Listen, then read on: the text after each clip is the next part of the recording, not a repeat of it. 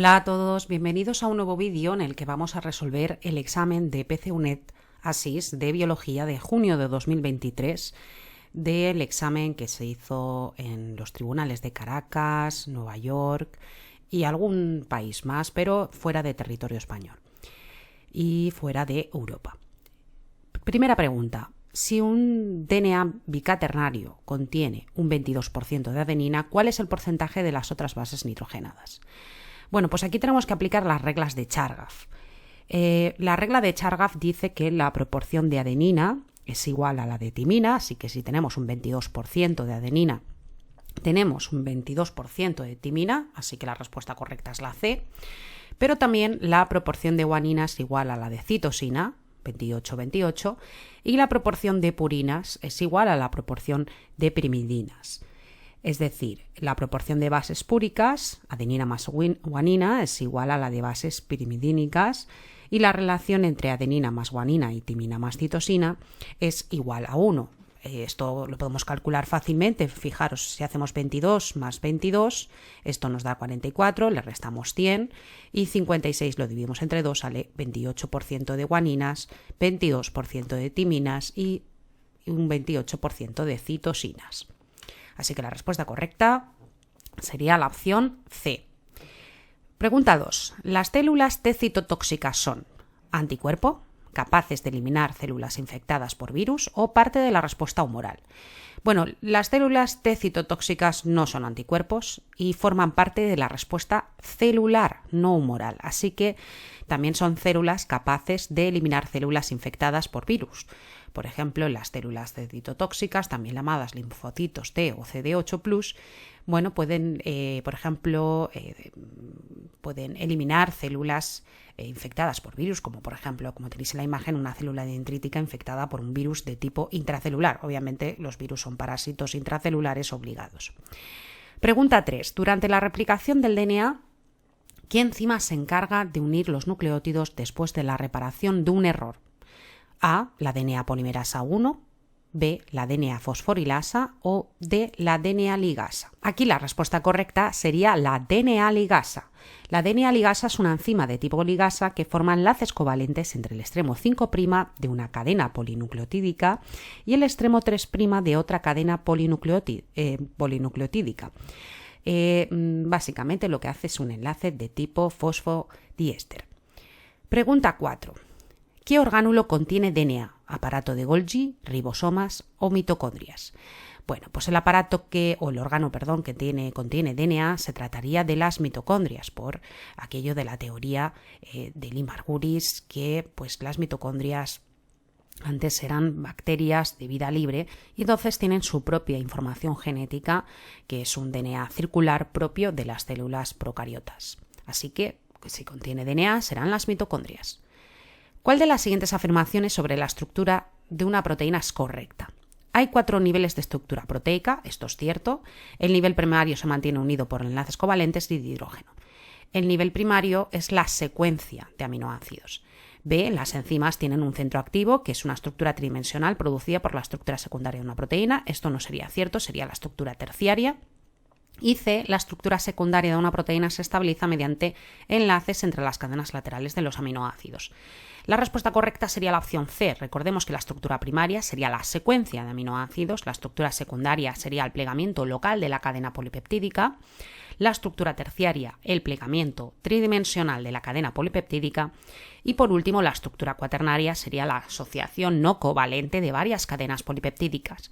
Por ejemplo, en el caso de la estructura secundaria, la estabilidad se da por medio de interacciones de tipo débil, sobre todo por puentes de hidrógeno, entre las cadenas laterales de los aminoácidos. Por ejemplo, en el caso de la hélice alfa se producirían puentes de hidrógeno para estabilizar la hélice alfa, al igual que las láminas beta, pues también tienen puentes de hidrógeno, pero también hay otras interacciones de tipo débil. Pregunta 6. El siguiente dibujo muestra la estructura de la membrana plasmática.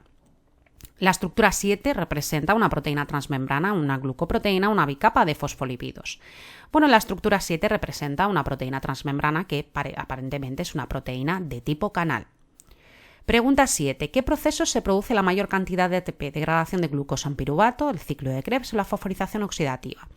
Bueno, en la degradación de glucosa en piruvato obtenemos solo 2 ATPs, en realidad 4, pero gastamos 2 en la fase de inversión energética, con lo cual obtenemos 2 ATPs, pero es verdad que el piruvato puede oxidarse mucho más. Del ciclo de Krebs por cada acetil-CoA obtenemos 10 ATPs, pero la oxidación completa, por ejemplo, de glucosa y de piruvato, por ejemplo, lo que es el proceso de respiración celular que desemboca en la fosforización oxidativa, es donde se produce la mayor cantidad de ATP. 8. El transporte de sustancias a través de la membrana celular con aporte de energía se denomina transporte pasivo, activo o osmosis. Se trataría de un transporte activo, porque un transporte activo va en contra del gradiente electroquímico y puede estar acoplado a la degradación o puede estar acoplado a la hidrólisis, en este caso de ATP, es decir, con un aporte energético. Esto también se podría dividir en transporte activo primario y secundario, como tenéis indicada en la imagen. ¿Cuál de las siguientes moléculas se almacenan en el hígado humano? Glucógeno, glicina y glucagón. Bueno, aquí claramente es glucógeno. La glicina es un aminoácido y el glucagón es una hormona que actúa en condiciones de hipoglucemia y es una hormona hiperglucemiante. Sería el glucagón porque es un homopolisacárido de reserva de azúcares que se encuentra en músculo y sobre todo en hígado, y incluso puede hacer una estructura en cuanto es un homopolisacárido con enlaces alfa 1,4 y ramificaciones con enlaces alfa 1,6 que genera inclusiones citoplasmáticas a nivel hepático. Así que sería el glucógeno como homopolisacárido de reserva animal. 10. Los virus que infectan a las bacterias se llaman bacteriófagos. Cada bacteriófago infecta y se replica dentro de la bacteria, se multiplica fuera de la célula bacteriana y contiene DNA y RNA. Bueno, aquí en realidad habría dos preguntas, dos respuestas correctas, pero es verdad que en segundo bachillerato os decimos que los bacteriófagos son exclusivamente de DNA. Esto no es del todo cierto, puede existir algún bacteriófago de DNA, pero normalmente los habituales, los que solemos estudiar, son de DNA, pero vamos a entender como bacteriófago como aquel virus que infecta una bacteria, y como los virus son parásitos intracelulares obligados, diremos que se infectan y se replican dentro de la bacteria. Pero aquí podría ser la respuesta correcta podría ser también la C, ¿vale? Pero supongo que el criterio de corrección establece que la respuesta correcta es la A. Pero porque estudiamos exclusivamente bacteriófagos de tipo de DNA. Pregunta 11. El proceso por el que una bacteria incorpora un DNA desnudo y disperso en el medio externo se denomina conjugación, transducción o transformación. Bueno, conjugación sería el proceso que se lleva a cabo si la célula presenta el plásmido F, que contiene la información genética para formar puentes que sirven de unión citoplasmática entre dos bacterias. Entonces la célula que presenta el plásmido se denomina F+, y la célula que no lo contiene se llama F-, la bacteria F+, donadora de información, se une a una bacteria F- receptora mediante uno de sus pilis, y a través de él introduce una hebra de plásmido F, de forma que la bacteria F- se convierte en una bacteria F+. En el caso de la transducción, cuando una célula en este caso, es atacada por un virus bacteriófago, la bacteria genera nuevas copias de DNA vírico y en la fase de ensamblaje se pueden introducir fragmentos de DNA bacteriano en la cápsida del virus. Los nuevos virus ensamblados infectan nuevas células. Mediante este mecanismo, una célula podrá recibir DNA de otra bacteria e incorporar nueva información genética. Pero aquí, en este caso, la respuesta correcta sería la transformación. Fragmentos de DNA que pertenecían a células lisadas, rotas o desnudas, de DNA desnudo y disperso, se introducen en células normales. El DNA fragmentado recombina con el DNA de la célula receptora, provocando cambios en la información genética de esta. Así que la respuesta correcta sería la opción C. Pregunta 12. El pelo rizado de las cobayas se debe a un gen dominante L y el pelo liso a su alelo recesivo. Un cruce entre una hembra de pelo rizado y un macho de pelo liso produjo una camada de 4 individuos de pelo liso y 4 individuos de pelo rizado. Teniendo en cuenta estos resultados, ¿cuál es el genotipo de los progenitores? Bueno, si tenemos una hembra de pelo rizado y el pelo rizado es dominante sobre el pelo liso, y tenemos un macho de pelo liso, eso significa que para obtener la camada que nos están indicando, la hembra debe ser heterocigota y el macho debe ser homocigoto. Entonces, en este caso, obtendríamos en el cruce, aquí representado con el punet del macho, el cruce del macho y la hembra, tendríamos un 50% de pelo rizado y un 50% de pelo liso. Así que la hembra es heterocigota y el macho es homocigoto recesivo. 13. Aquí tenemos glucosa más oxígeno, nos da agua, dióxido de carbono y 38 ATPs. Bueno, tengo que decir que el enunciado original, en vez de poner 6 de oxígeno, ponía 6 de dióxido de carbono, con lo cual debe ser una errata del enunciado. Tampoco no serían un total de 38 ATPs, porque serían de 30 a 32 ATPs por aquello de la relación fosfato-oxígeno que no se ha hecho del todo correcta. Pero bueno, quitando esos pequeños fallos, tenemos claro que esta es una reacción de la respiración celular y al ser de la reacción de la respiración celular, estaríamos viendo la reacción global de la respiración celular, pues tenemos claro que es un proceso oxidativo y que se trata de una reacción exergónica, ¿no? Es decir, la ecuación se muestra en la pregunta, es una representación química de la respiración celular.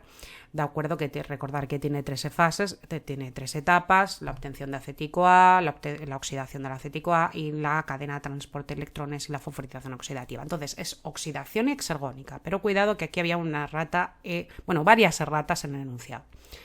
De las siguientes afirmaciones sobre lípidos saponificables, ¿cuál es falsa? A. Contiene ácidos grasos, son únicamente elasteras o forman jabones al reaccionar con una base.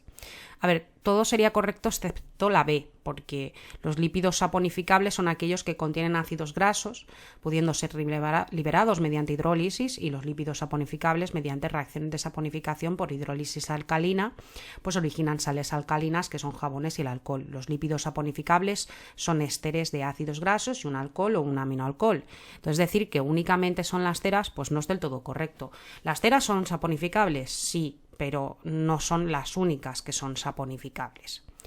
Pregunta 15. ¿Qué es un antígeno? Una célula defensiva de un organismo, un tipo de proteína sintetizada por linfocitos T o una molécula capaz de desencadenar una respuesta inmunitaria en un organismo. Obviamente es la C, porque un antígeno es una sustancia que induce la formación, por ejemplo, de anticuerpos, debido a que es reconocido por el sistema inmunitario como extraño para el cuerpo. Entonces es una molécula que desencadena una respuesta inmunitaria.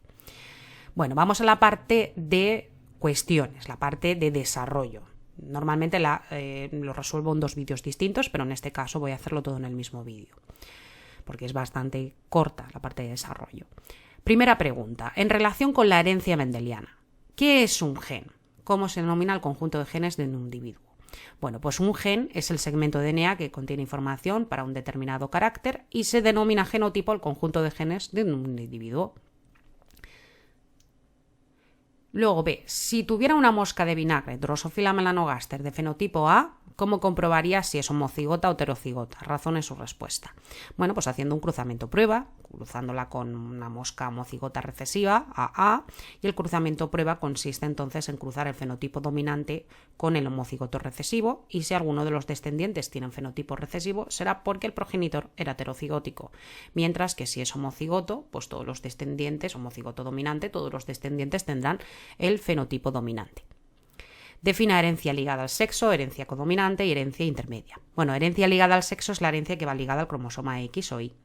La herencia codominante es la herencia en la cual los alelos se expresan con la misma dominancia, de forma que los híbridos presentan las características de las 2 razas puras a la vez, o de los 2 fenotipos o dos caracteres a la vez. Y herencia intermedia es la herencia en la cual los alelos no presentan una dominancia completa, de forma que los híbridos muestran un fenotipo intermedio entre 2 caracteres o 2 fenotipos o 2 razas puras. Pregunta 2, que está repetida, ha salido otros años. En referencia al ciclo de Krebs, conteste las siguientes cuestiones. ¿En qué orgánulo celular y en qué parte de este tiene lugar? Pues el ciclo de Krebs tiene lugar en el orgánulo, es la mitocondria, y en la localización es en la matriz mitocondrial, a excepción de una enzima que es la succinil deshidrogenasa, que está en la membrana interna mitocondrial. Pero bueno, de manera general, matriz mitocondrial. Origen del acético A. Pues el acético A proviene de varios sitios. Proviene, por ejemplo, de la degradación de la glucosa, de la degradación de la glucosa. La glucólisis obtiene piruvato, luego el piruvato sufre la descarboxilización oxidativa del piruvato por medio del complejo piruvato deshidrogenasa obteniendo acético-A. También de la degradación de ciertos aminoácidos y el proceso de beta-oxidación de ácidos grasos. El acético-A es oxidado después en el ciclo del ácido cítrico y luego puede ser utilizado como precursor en la síntesis de ácidos grasos, síntesis de algunos aminoácidos y en otros procesos. Bueno, ¿cuál es el destino metabólico de los productos que se originan en este proceso? Pues en el ciclo de Krebs se obtiene NADH, cuyo destino será ser reoxidado por medio de la cadena respiratoria, FATH2, cuyo destino también será reoxidado por medio de la cadena respiratoria, y GTP, que probablemente acabe convirtiéndose en ATP. Es decir, cada acético-A que entra en el ciclo, como veis en la imagen, genera 3 NADH, un FAT y un GTP, y en cada vuelta de ciclo se introducen 2 carbonos en forma de acetilo, en forma de acetil-CoA, y su equivalente será totalmente oxidado, liberándose 2 moléculas de dioxocarbono. Esa energía libre de oxidación, como veis, se conserva en forma de coenzimas reducidas y luego pues, los intermediarios se reciclan. Es un proceso anabólico, catabólico, ¿y por qué? Aunque el ciclo de Krebs es catabólico, algunas de sus moléculas intermedias pueden ser precursores de otros procesos anabólicos, como que ocurren en el citosol o en otras localizaciones, ¿no? Básicamente es que algunos componentes del ciclo de Krebs pueden ser precursores de otros compuestos. Entonces eso significa que el ciclo de Krebs se considera que es anfibólico, es decir, que es catabólico y anabólico al mismo tiempo, pero en realidad es un proceso catabólico, pero que tiene un carácter anfibólico. Luego escriba su reacción global, aquí he puesto la estequiometría, no hace falta ponerla tan completa, con que pongáis acético-A da lugar a 2 de dioxocarbono, 3 NADH, un FAT y un GTP, hubiese sido suficiente. Yo aquí he puesto absolutamente todo, hasta los protones, hasta la cantidad, hasta la coenzima, hasta las coenzimas oxidadas, las coenzimas reducidas. No hace falta tanto nivel de detalle, pero esto sería la estequiometría del ciclo del ácido cítrico. Muy bien, pregunta 3, en relación con los microorganismos. Pongo un ejemplo de un tipo de microorganismo cuyo componente principal de su estructura sea quitina, celulosa, peptidoglucano y cápsida proteica. Quitina, pues serían los hongos. Celulosa, por ejemplo, algas. Peptidoglucanos, bacterias. Y cápsida de proteica, pues de virus.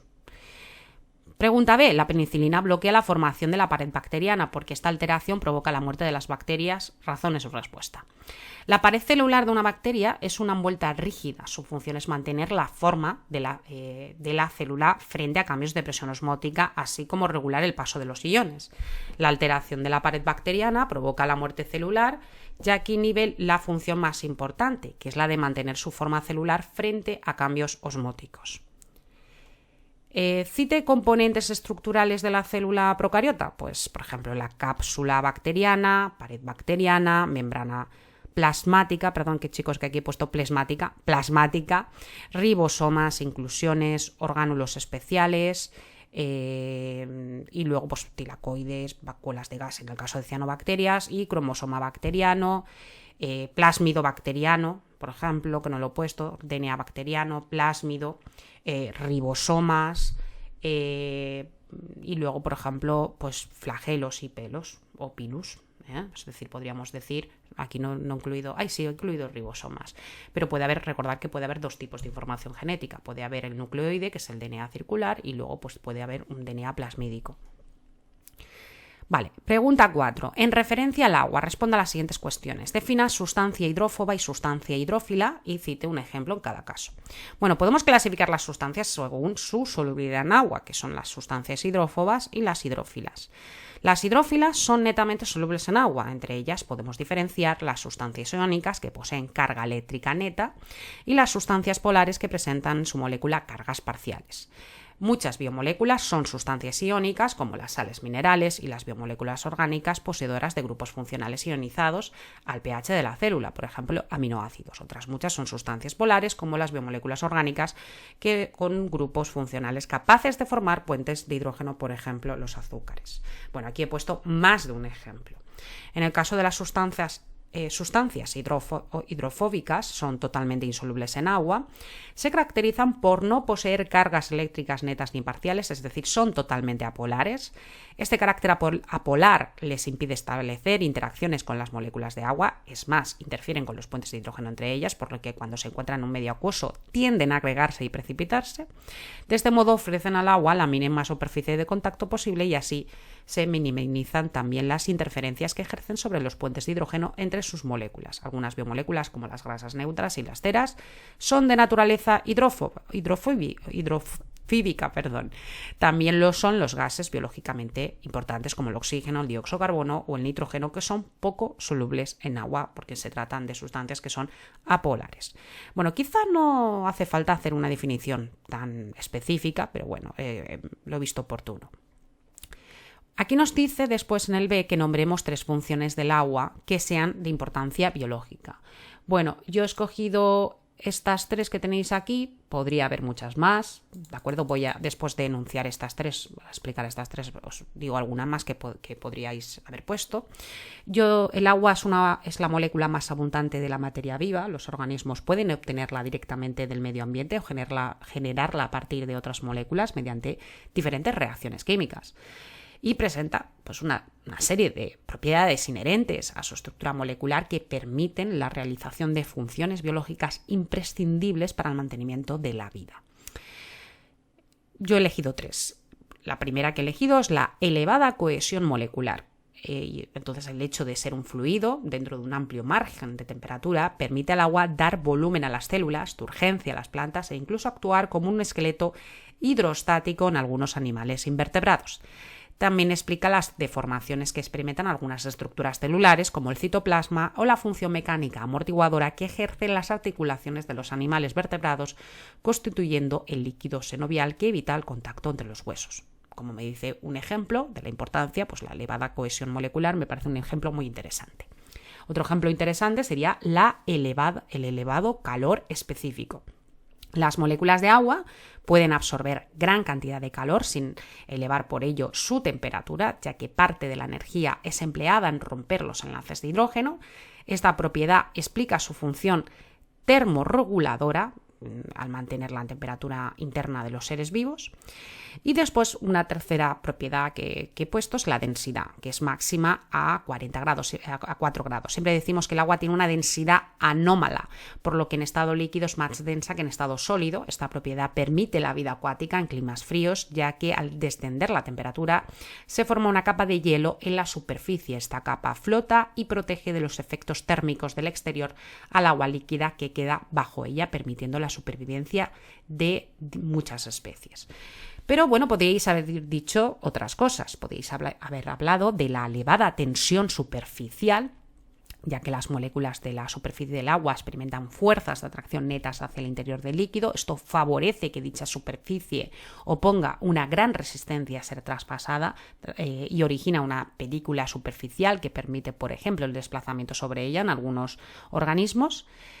También podríamos haber indicado la elevada fuerza de adhesión, que las moléculas de agua tienen gran capacidad de adherirse a las paredes de los conductos de diámetros pequeños, ascendiendo en contra de la acción de la gravedad. Este fenómeno se le conoce como nombre de capilaridad y contribuye, por ejemplo, a la ascensión de la savia bruta a través de los baños leñosos.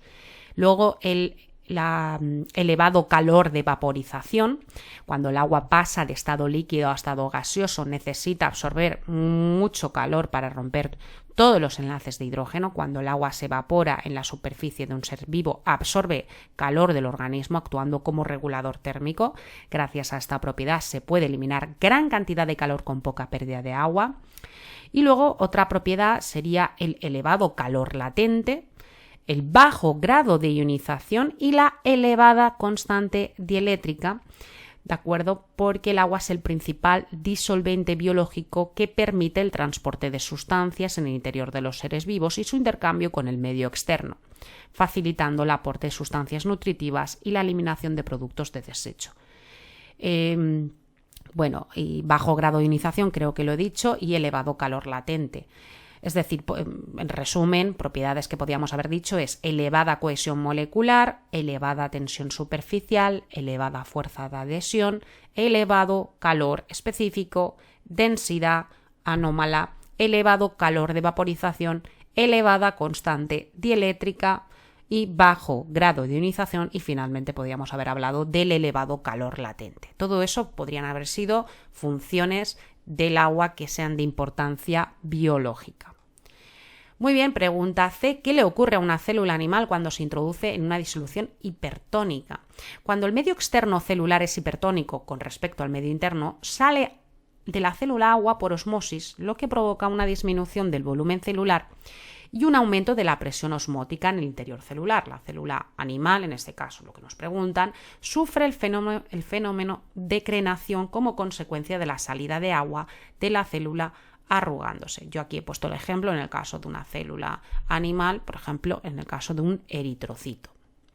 Bueno, hasta aquí este examen. Espero que el vídeo resulte, como siempre, muy útil. Nos vemos en el siguiente y sobre todo espero que el examen haya ido genial. Muchas de las preguntas estaban en la plataforma de Didactis, al igual que ciertas preguntas de desarrollo también estaban en la plataforma.